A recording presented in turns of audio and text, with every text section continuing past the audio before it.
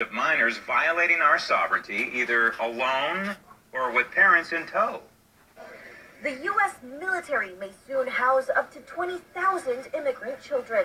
As President Donald Trump reverses course on his widely condemned separation policy, officials say they've been asked to look at military bases to see if they could host the children separated from their parents.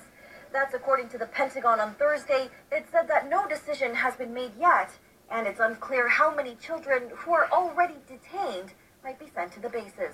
Earlier in the day, Trump announced he was ordering agencies to reunite separated families, but administration officials were unable to clarify when the separations would end or how families would be reunited. Reuters' Reed Levinson has the story. It's still a bit of a scramble for parents to be reconnected with their children they've been separated from. I mean, on the one hand, you have border processing facilities, you have ORR shelters across the country, you have parents who've been deported to countries like Guatemala and Honduras that are scrambling to be in touch with organizations on the ground. They're reaching out to the consulates. There's still no central system for connecting all these pieces of the puzzle and reuniting parents with children. Now, what the mainstream media is not telling you is this plan is not new. In 2014, the Obama administration housed about 7,000 illegal children on 3 military bases. And of course, Team Obama also separated the illegal adults from the children. And look at that. Obama kept them in cages, made them sleep on the floor, wrapped them in foil, no less. Foil. How cruel. So why is it that the left and the mainstream media have such short memories, convenient memories? Why was this practice okay under the 44th, but it's now inhumane under the 45th? Joining me now from Washington, D.C., Professor of American Studies, African American Studies, at the University of Maryland, and political commentator Jason Nichols, Ph.D. Jason, the left, I answer my own question there. The left doesn't really care about the children here. What they care about is having a political wedge issue for November. And so congratulations, left. You know, we have Nancy Pelosi, we have Chuck Schumer, and all the Democrats who want to take control of the House and the United States Senate. Congratulations. They found their political voice for November. It's all about the children, the illegal children. No, I think it is all about the children, but I will also say that some of Obama's policies were roundly criticized by the left as well. Now, again, you're a little bit off in terms of thinking about how Obama treated families that arrived together and the separation issue. We know that zero tolerance was a Trump policy, and so-called catch and release was the Obama policy. So I think it's a little unfair to make it seem as though they were exactly the same and that there were no changes made. There certainly were changes made.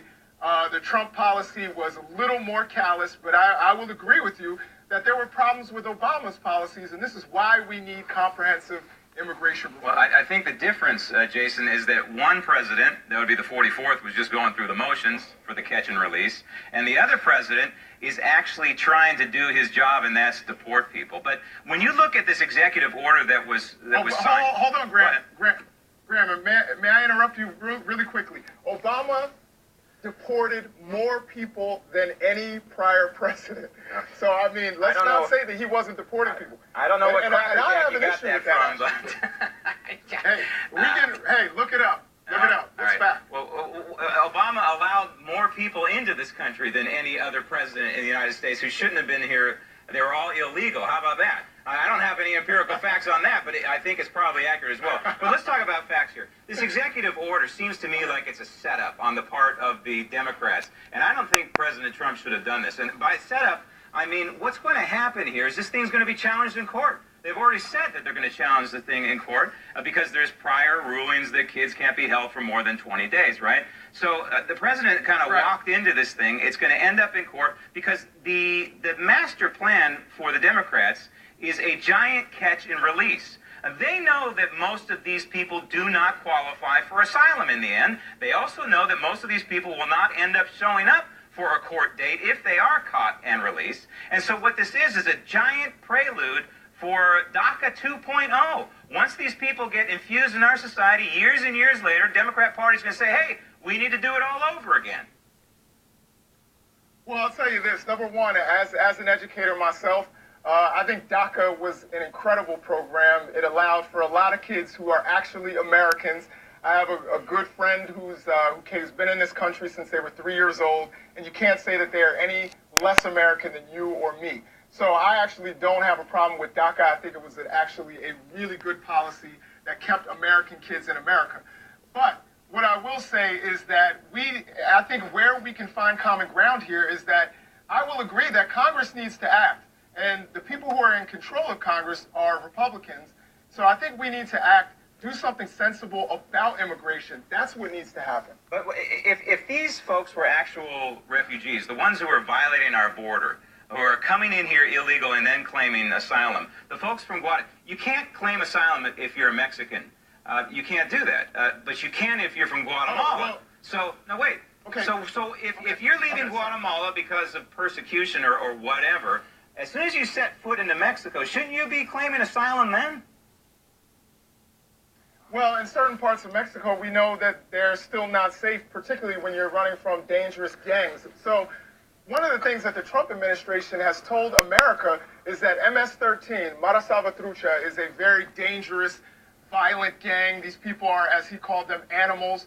But then the people running from them, he says that they're not worthy of asylum. So which is it? Are they a dangerous, violent gang that's murdering and raping people that we should be afraid of? Or is it this all or nothing burger and we should just not allow people to have asylum? So this is some of the contradictions of this administration that they need to clear up. But there's no contradiction there. MS-13 is a violent gang, and these people who are coming here illegally into this country need to be deported. Where's the vagueness there? I think there's a lot of vagueness. You're saying that those people aren't worthy of getting asylum. I'm saying if they were true refugees, if they were really seeking asylum, they would have declared themselves in Mexico seeking asylum. Yeah, sure, Mexico in some parts is a dangerous place, but it's pretty bucolic in other places as well. Heck, parts of East LA are way more dangerous than many parts of Mexico. I think the residents of East LA would debate that. But I definitely think that, particularly if you're trying to run from some of these gangs, they're certainly very present in parts of Mexico, certainly southern Mexico, which is where people from Guatemala would be coming into Mexico. Right. So they're trying to find a country where they feel safe.